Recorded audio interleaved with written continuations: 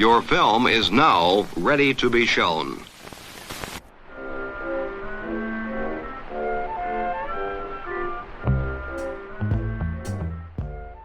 Good morning. I'm Justin Hendricks, editor of Tech Policy Press. We publish news, analysis, and perspectives on issues at the intersection of tech and democracy. Is the future something to be calculated and controlled, or something we shape together through democratic struggle? How should we read the convergence of Silicon Valley's dark Enlightenment thinkers with a resurgent authoritarian right? And is Europe truly reckoning with what has shifted the United States? What's driving the continent's anti-regulatory mood? And what counts as evidence sufficient to legislate a fast-moving technology? I address these questions and more with today's guest, one of the authors of a new book that argues that 3 decades of under-regulation have produced concentrations of wealth and power we now must confront, and that the survival of democracy in the digital age will depend on citizens, civil society, and a new generation willing to treat their work as carrying responsibility not just for safety, but for fundamental rights and self-government. I'm Paul Niemitz. I'm a visiting professor at the College of Europe in Bruges, where I teach a postgrad seminar on AI law and data protection and privacy law. That's my retirement activity. I have been for 30 years an official of the European Commission and the director for fundamental rights and citizens' rights. And recently I've published a book together with my old study friend Matthias Pfeffer, who is a journalist and philosopher, and Jürgen Pfeffer, not related to Matthias Pfeffer. Jürgen is a professor for informatics at the Technical University of Munich. He previously was at Carnegie Mellon. And the title of the book is The Open Future and Its Enemies: How We Can Protect Free Society from AI Dictatorship. I'm excited to talk to you about this book today. But before we do, I want to hear just a little more about that career, a little more about what brought you to the point you're at and to being able to put together a work like this. Just give us the brief history of your career, where you got started, how you ended up at the commission. I studied law at the University of Hamburg. I actually also was twice in the United States, so I know America quite well. Once with 16 as an exchange student for half a year in Quincy, Illinois on the Mississippi, close to Hannibal and St. Louis. I loved that time there. That was 1978. And then again, as a Fulbright scholar, I did a Master of Comparative Law at George Washington University in Washington. And so I'm a career official of the European Commission. And since I'm also a political person, at a certain point in my career, I, let's say, made it above the glass ceiling. Namely, I became a political civil servant and appointee directly by the commissioners and the college. I was a member of a cabinet of a Danish commissioner for development aid. I was for many years a trial lawyer for the European Commission in the Court of Justice of the European Union. And in the last 17 years, I held positions in the area of justice and consumer protection. And in the justice field, for example, I was the lead director for getting on the books the General Data Protection Regulation, famous GDPR, but also a number of codes of conduct which predate the Digital Service Act, for example, the Code of Conduct on hate speech and incitement to violence on internet, which we concluded with the big internet companies. And I was also, final thing, the Snowden investigator of the European Commission, together with others, but I was a co-lead of the delegation, which investigated the impact of the Snowden revelations on the European Union and its citizens, namely mass surveillance and so on. So let's say in the last 15 years, all my work was in the triangle of democracy, law, and technology. Well, that certainly gives my listeners reason to sit up, pay attention as we talk through this book, which is called The Open Future and Its Enemies: How We Can Protect Free Society from AI Dictatorship. I guess I'll just start because that is a sharp subtitle there. Folks might think, just on the face of it, this is a kind of doomer book, just looking at the cover and looking at the way that things are phrased. Is this a doomer book? Is this a book that is negative in its general orientation? How do you kind of think about the mood of this book, as it were? Well, I think every a new idea is born out of a certain criticism and discontent with the present. That's, every technological improvement, every technological innovation is basically coming from an idea of, what could be done better. And that's what this book is also about. It's absolutely not a doomer book. On the contrary, it says the future is open. We are shaping it all together, meaning that it makes sense to engage in democratic processes, in technological innovation, but also in societal debates, in civil society, in politics, because we together shape the future. It is not predetermined, it is not inevitable, it is certainly not calculatable in mathematical terms or predictable totally by AI. So the message is, guys, get engaged. And it is a particular call, not only, but in particular, to the technical intelligentsia, those people who work on technology in the many different ways people work with and on technology, to re-engage with democratic process in a constructive way. Because we at least believe that innovation has not only a technological side, also democracy is a highly innovative way of governing ourselves. And this way of governing ourselves, we want to maintain for the future. We want to see artificial intelligence and democracy thriving in the future. I want to get into this notion of the future a little more. I mean, you spend a bit of time, talking about the idea of the future is fundamentally unpredictable. You bring in Heisenberg, Turing, Gödel, others. You say early on that today the future is contested by futuristic technology. The ability to calculate and thus control the future is central to the fantasies undergirding AI development. I underlined that in the introduction of the book because that sort of feels like something that hits. There's a kind of fundamental anxiety going on among all of the creators of artificial intelligence. They're at once sort of telling us that this technology is going to make the future unpredictable and unknowable, and that this technology is the way that we can, shape and control and harness that future. So that feels very true to me. Well, I would say our argument is that those who claim that the future will be alone shaped and determined by technological innovation, in particular by AI and general AI, they have not understood two basic facts of life. One, in physics, in quantum physics in particular, there is the famous mistake of Einstein, who thought that everything in the world is rule-based. And from quantum physics, we have learned that that's not the case. We cannot predict how the quantum will behave in the next moment. So in physics, we have this element of unpredictability and uncertainty. And in the human mind, we have the ability to imagine things which don't exist. And this imagination is very open. We cannot predict what humans will imagine tomorrow.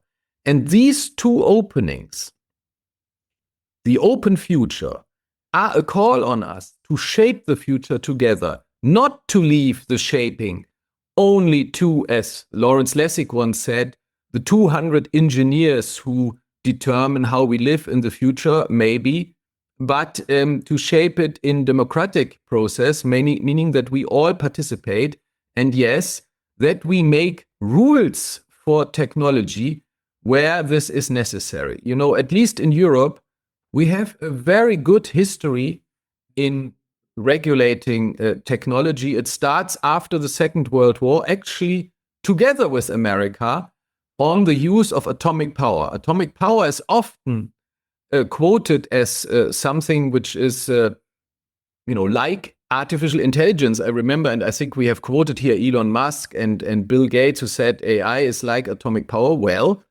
the civilian use of atomic power after the Second World War was accompanied on the global level with the creation of a legal framework and an institution, namely the International Atomic Energy Agency, which had very wide inspection rights in countries, inside countries, so in international organizations which can go into countries and check what's happening on atomic energy. And it was accompanied, and actually the putting into business, into operation of civilian atomic energy installations was predated by adoptions of laws which regulated the risk of this technology. And I would say that was a good experience, even though atomic energy later had catastrophic impacts, and some countries, like the one I know best, namely Germany, have said goodbye to atomic energy for that reason. But what we want to show in this book is that the drive against laws which govern AI, which come from the Trump administration, who even want to forbid American states to make law, which come from demagogues like Peter Thiel, who say that those who want laws and those who want to strengthen the United Nations are the Antichrist, which, of course, for me, living in Rome near the Vatican, and I'm not a Catholic, but of course, it's a formulation which makes me listen up. We want to say that they are on the wrong way. This is really very ideological thinking, very egoistic thinking. These guys, they only think about enriching themselves. Our analysis is that their worldview is that very few rule, namely a few autocrats in politics, a few oligarchs in technology together run the world. And our vision is, no, the open future is a future which has to be shaped in democracy by all of us. And this requires that we all engage in democracy. Of course, if we all lean back and do nothing, well, then others take over, and that's not a good thing. So you spend a bit of time on this ideology, the Dark Enlightenment, characters that we've talked about on this podcast in different ways. Curtis Yarvin, Peter Thiel, Mark Andreessen, the lineage to people like J.D. Vance, et cetera. In your view, maybe from the perspective of Europe, which feels like the dog, which feels like the tail here? Is it the far right kind of wagging tech, or is tech somehow just a vehicle for the far right? Well, Kara Swisher, I liked her work and her book, The Burn Book. She starts the book by saying, well, it's capitalism after all. And she describes how, tech started in a very idealistic way. Also, she was a very idealistic reporter on tech, accompanying the developments. And then already in the first Trump administration, there was a certain lineup. And in the second Trump administration, even more a basic coming together of Trumpism, also even Trump as a person and the leaders of big tech. And so I think our message is, it is naive to only talk about the technology. We always have to talk about the technology plus the ideology of those who propagate, who develop, and who make money with this technology. This has to be seen together, because in the end, AI is a power technology, and it is used to gain power over people and power over political systems. I think that's one of our main messages. Let's not continue this naive debate about the great potentialities and so on. Let's look at the realism of who drives this forward and what their agendas are. And let's read their books and articles and understand the intentions, and let's take that serious.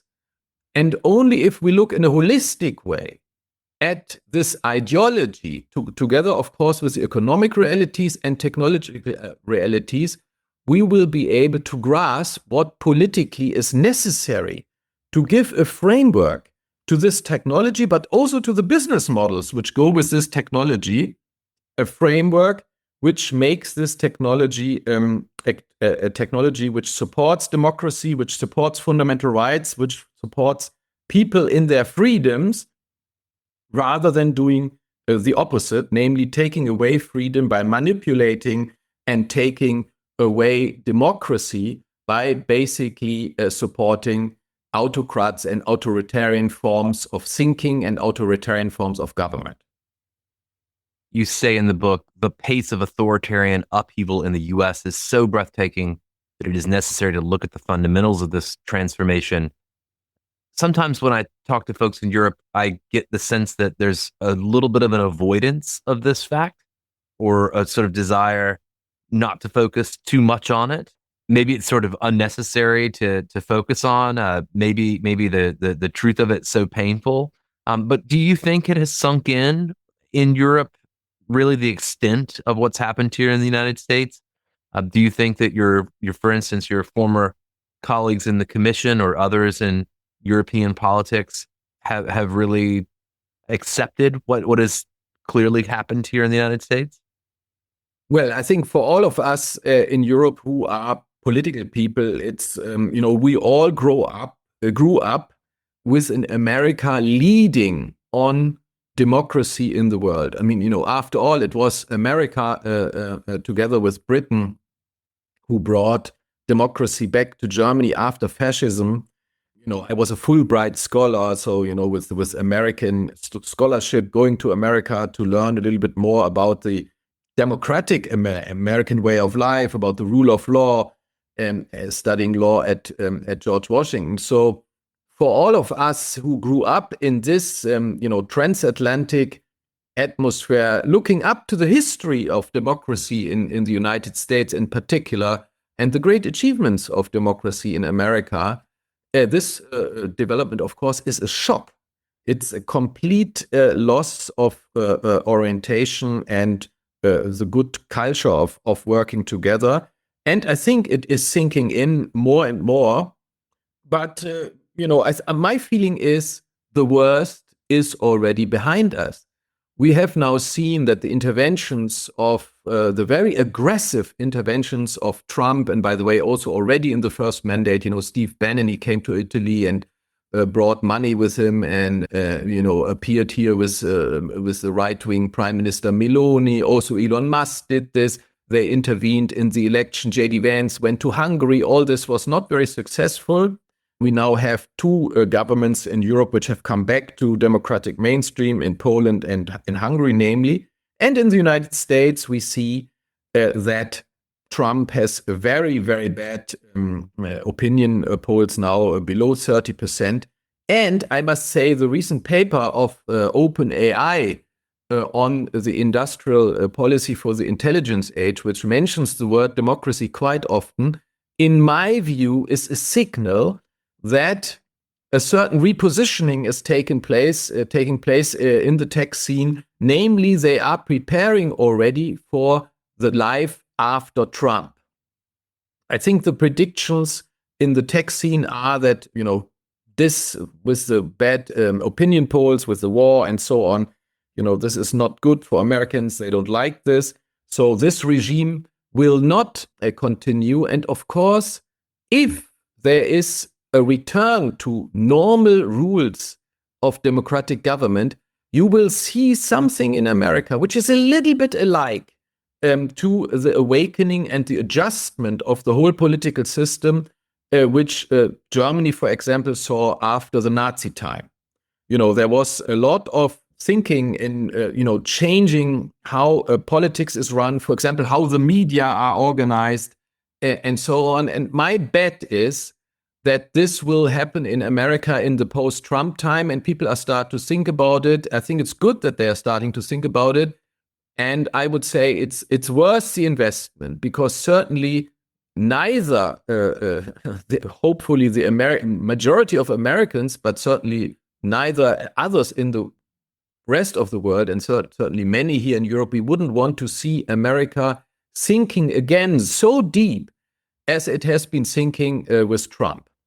I kind of want to come back to that point of conversation at some point a little later. In particular, whether you feel the impetus towards, European tech sovereignty and some of the other movements towards protection from American tech, or the dominance of American tech, will persist after the Trump administration, if in fact you're right that the kind of authoritarian slide that we're witnessing here is interrupted somehow. But I want to maybe just spend a moment or two on your general critique of artificial intelligence. I mean, you say that AI itself is a extremely problematic technology, just fundamentally. How do you arrive at that conclusion? What are the basics for why you state that? Well, I think what we are saying is that claiming that this technology has the human ability of intelligence and can replace humans in the form of general artificial intelligence in everything, namely also in good judgment. This is a claim which goes too far because, after all, this technology is a technology of mathematics. It's a technology of algorithms. It's not a technology which is in any way able to even emulate what makes humans and what makes the good judgment of humans, the broader political understanding, the willingness and ability to change positions and to compromise. All our emotions, all our bodily functions, which are, of course, linked to how we are thinking, both our motivations, where do they come from? They come from dreams about the better. They come from discontent. All this AI doesn't have. So, in the same way that mathematics doesn't explain which question the professor of mathematics is asking himself or herself for the next research project, these machines can't give the orientation in the world which humans need, beyond rewriting what already exists. So I think in part our book recalls, or is an effort to recall, that our abilities go far beyond just assembling all readings and all facts of this world and then writing them up nicely.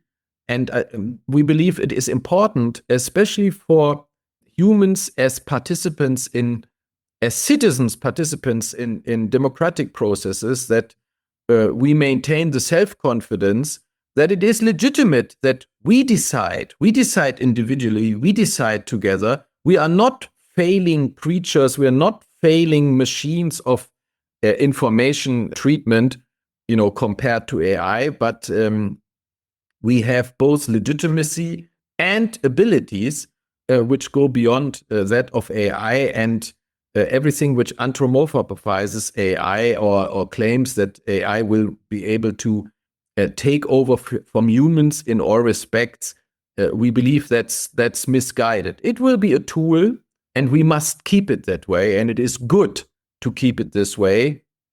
Any claims which say, for example, Eric Schmidt, we have to get used to the fact that AI is unexplainable, and we have to live with it, because if we ask for explanations, then the performance of AI will go down and people will die. I think that's what he said about AI in health. Well, our answer there is asking for reasons and asking for explanations was really enlightenment. It was ending the government by the church and by religion. It was a calling by Kant and other philosophers on humans to think themselves and to leave this state of just accepting things. And we don't want to see humans basically being dominated by a new religion of AI, where we have to accept all the results AI produces. I personally, I'm also very critical of this whole ideology of trust in AI. I would say rather the opposite. I would say, in the same way that we have been teaching and we have been taught and we have been teaching our children to be critical towards power, to be critical towards media, we should teach them to be critical towards AI, because AI is power, and in part AI is taking over functions which media before had, namely information preparation and distribution. And so we have to be extremely critical, and we have to learn new methods of understanding how to make sense of what AI gives us, to make judgments whether it's useful or not. Is it really true? Is it balanced? Is it one-sided, politically one-sided? In other respects, one-sided? Is it maybe discriminating between people of different color or different sex? All of these questions must remain very high on the agenda. So I would say it is healthy to say people need to be critical towards power. They need to be critical towards technologies. That's what we have always said in democratic states, and we should continue saying this also towards AI. One of the other arguments to this book is that the concentration of power we see in the tech industry is a result of what you call the systematic subsidy of underregulation over the last 30 years. You say that overregulation or even deregulation, I suppose, is on everyone's lips these days, used to disparage law and justice, which are pillars of democracy. I mean, I'm talking to you on a day where we've just seen the commission put off its the AI regulation. A lot of headlines here suggesting, well, that's got to be in part because of pressure from the United States. We've got the omnibus proposal and conversation kind of going on as well. As a person who, of course, helped build the GDPR, who's been studying the insides and I'm sure moving commas and phrases in a lot of this documents over the last few years. What do you make of this moment, particularly in Europe, with regard to the orientation to regulation? Well, people get the policy they voted for. The new European Parliament is much more right-wing than the previous parliaments were in the past. When we adopted GDPR, for example, the leadership in the European Commission was with Viviane Reding, vice president. She was from Luxembourg. She was a conservative politician, of the same type of Mrs. Angela Merkel, the German chancellor, same party, namely the European People's Party in Germany, the CDU. This would be Republicans in America, let's say the pre-MAGA and Trump Republicans. And she pushed forward the GDPR. So the idea that the GDPR is a creation of, green or left wing or something is a complete misunderstanding. And it was pushed forward by a conservative vice president, and it was adopted with a very big majority, including the conservatives, the EPP, in the European Parliament, together with the Liberals, the Social Democrats, and the Greens. Now, the Parliament is much more right-wing. I would say, there are too many in European politics which have been impressed by Elon Musk's loud talk and the chainsaw in American administrations. The proposals which have been made are largely not based on empirics. They are not scientifically underpinned, but as also some high officials of the Commission have said, they are catering to a feeling, namely a feeling of overregulation, and of course a feeling which is supported by the ideology which comes from MAGA and from American companies, and which has always come from American companies. That's nothing new.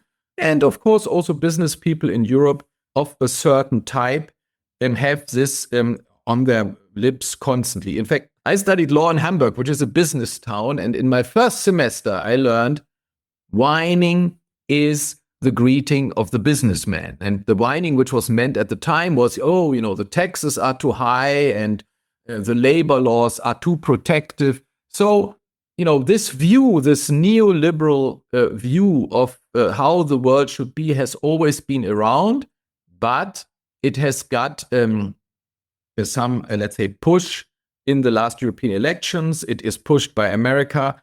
And that has an influence on what the Commission is trying to do now in Europe. But will they succeed with this? Will this bring growth?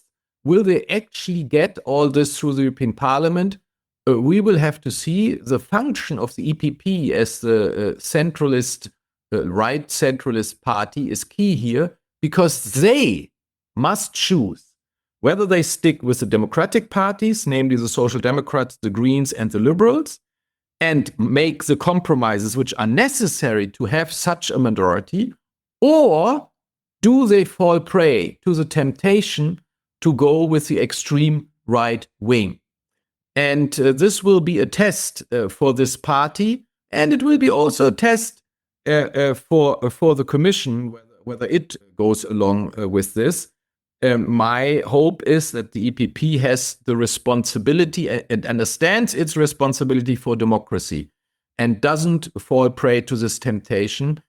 And so although these regulations they seem to be very technical, but that is the crux of the digital age. that much of the regulation, which sounds very technical, is actually very, very important for fundamental rights of people, for the freedom of people, and for how democracy functions.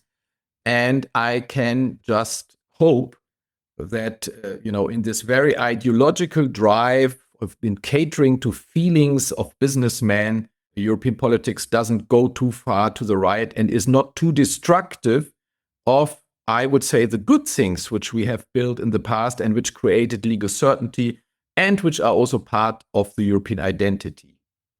So I want to just drill in on one small thing, which you address in this same part of the book that focuses on these questions of regulation and law and power. You talk about the idea of, evidence-based legislation. And you write that the path to under-regulation has already been set with this demand for evidence-based legislation. I think about European digital regulation. I do think about this kind of notion that seems built into certain frameworks like the Digital Services Act that, we're going to get the evidence, we're going to get the science, we're going to see if this rule is working or if it isn't. We're going to be able to empirically judge the impact of these policies. Why is that problematic in your view? Well, it depends on what you consider evidence. I had recently a very good discussion about this with a number of very important scientists. And there are two ways one can read evidence. One is to say best available knowledge, which includes theory, which includes scientific theory. The other reading is more narrow. Evidence means empirical evidence, things which can already observe. My argument is only if we make in a fast-moving technological area the rule-making dependent on empirical evidence, the law regularly comes too late and we have to wait for the catastrophe. So my argument is we should not have a narrow reading of evidence-based in the sense that must be empirical evidence, but we must allow ourselves to employ the human ability which AI doesn't have, namely to think ahead and to imagine what a technology could lead to, what the potentials of the technology could mean for democracy, for fundamental rights, and freedoms of people. And this thinking must be enough of, if there's a good reasoning, to justify legislation, even if there is no empirical evidence yet that these things are happening. But if there are potential, if the potential is serious and can be derived with scientific arguments, I think that should be enough to make legislation which looks forward and which avoids the great catastrophe, rather than having to wait first for the catastrophe and then regulate after. And the catastrophe which we are worried about is that democracy will be done away with. Because at this stage of technology and of this stage of total surveillance potentiality, once democracy is done away with, it's very difficult to come back. And I just hope that America still will make it. As I said, we were all very, very happy to see Poland and Hungary come back.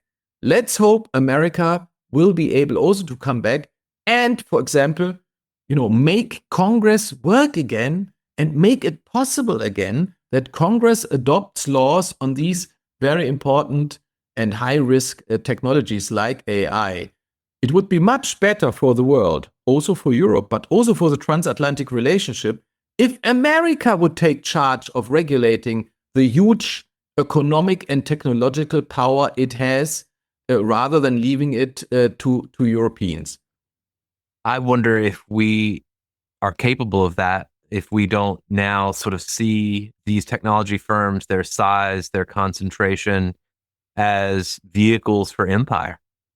Well, I must say I'm in many contexts still very connected to America, both with my mind and my heart. And I remember, for example, Al Gore saying, we don't want a stalker economy that was about all the privacy of people being invaded by Facebook. I have also seen much scientific work in America from the academic world and from civil society, which is very critical of what's going in America. For me, still the best source of criticism of American companies are, American civil society organizations and American journalists, including also the specialized press, but also the broadsheets. So the mass surveillance issue, the snooping on people, that is something Americans also genuinely don't like. In the opinion polls of people, what do you think about the government or big corporates sucking up all your private data and making profiles about your life? The American people are as critical as Europeans are. So I don't think that there is, let's say, at the basis, a different attitude. The same on economic power. America has a great history of antitrust, and it has just got to remember this history and bring it back. And so, I think we will watch, and I have hopes for the self-healing power of American democracy, that it will overcome these dark times, and then use again the instruments, of an independent FTC, not under the thumb of the president, of a justice ministry which can really do its job, of a Security and Exchange Commission which is independent, and so on. So I think the potential in America to rebalance this concentration of power, which is also not good for American business and American people, is there. And well, it's your job to get democracy moving and to get enough people to engage, not only in the next elections, but I would say also on a little bit more continuous basis, to make American democracy thrive again. So perhaps consistent with the optimism you just expressed, you write late in the book that resistance is stirring in many places, that you think that movements against authoritarian and intolerant politics and against manipulation, expropriation, and disenfranchisement by the big tech companies, their business models and technologies, is growing. You end this book with a call to action. What do you think Tech Policy Press listeners should go and do? What do we all have to do to help constrain the power of this industry and to help usher in a future, where artificial intelligence isn't such a threat to democracy? Well, we are trying to say to people that there are really three levels on which they can engage. So first is the micro level, your personal choices, which technology do you use for what purposes, and which technology do you allow your children to use, and so on.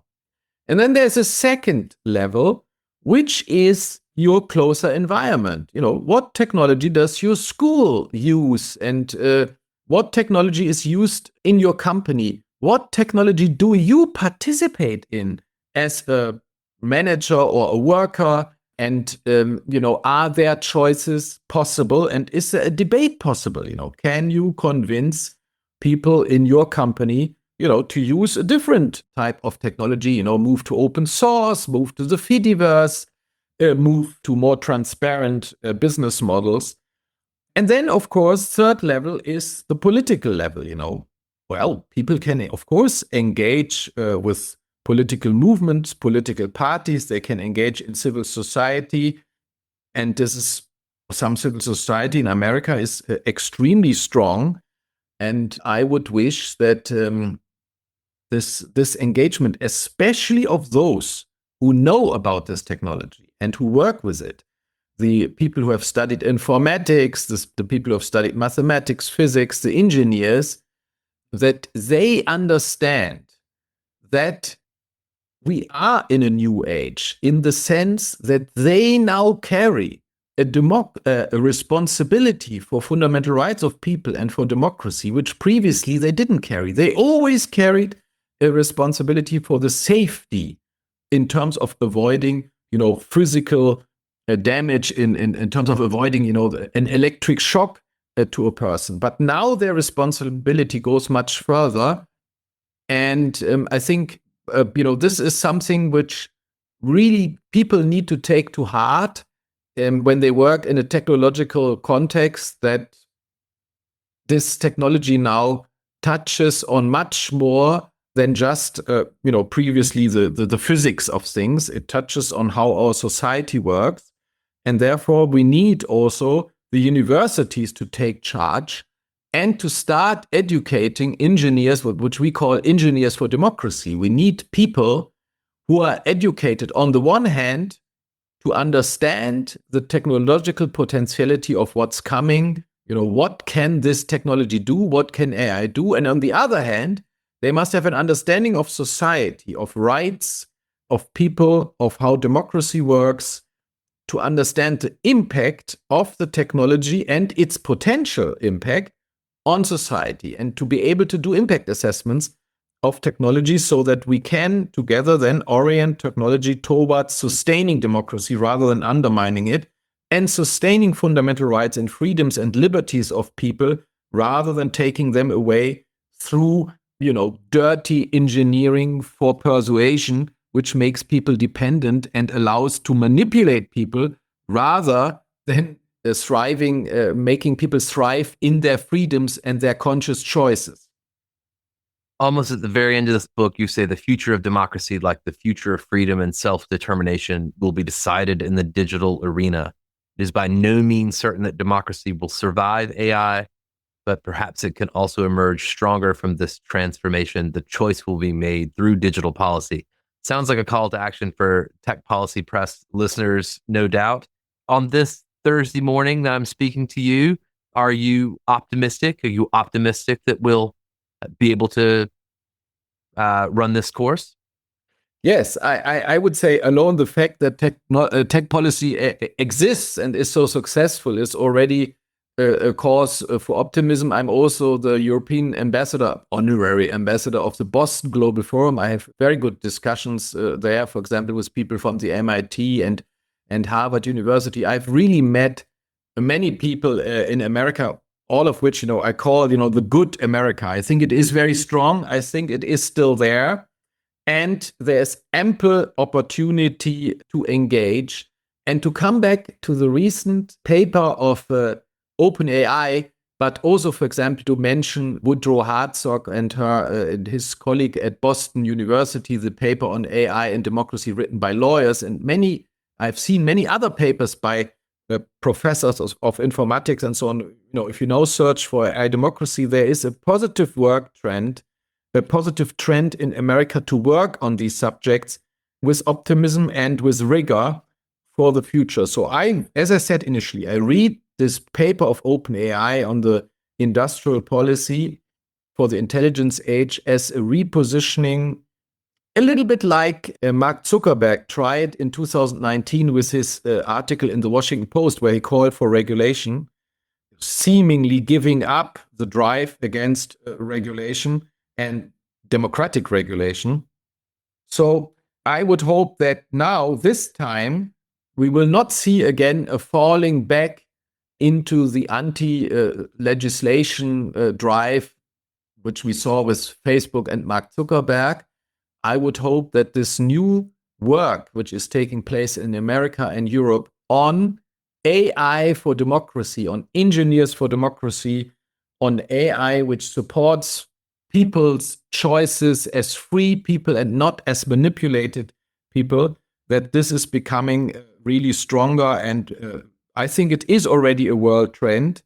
And many Americans play an important role in this. And I would say, not only congratulations, and I pull off my hat, but I think you have a huge potential to come back in the age of artificial intelligence as lead nation on democracy in the age of artificial intelligence. And that's what I would wish for the future, the post-Trump future of America.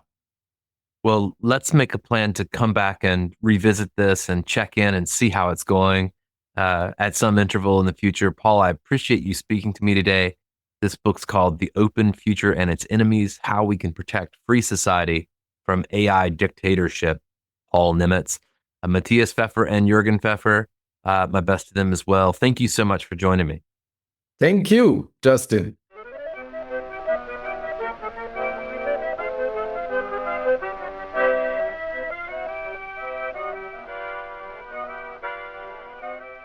That's it for this episode. I hope you'll send your feedback. You can write to me at justin@techpolicy.press. Thanks to my guest, thanks to my co-founder Brian Jones, and thank you for listening.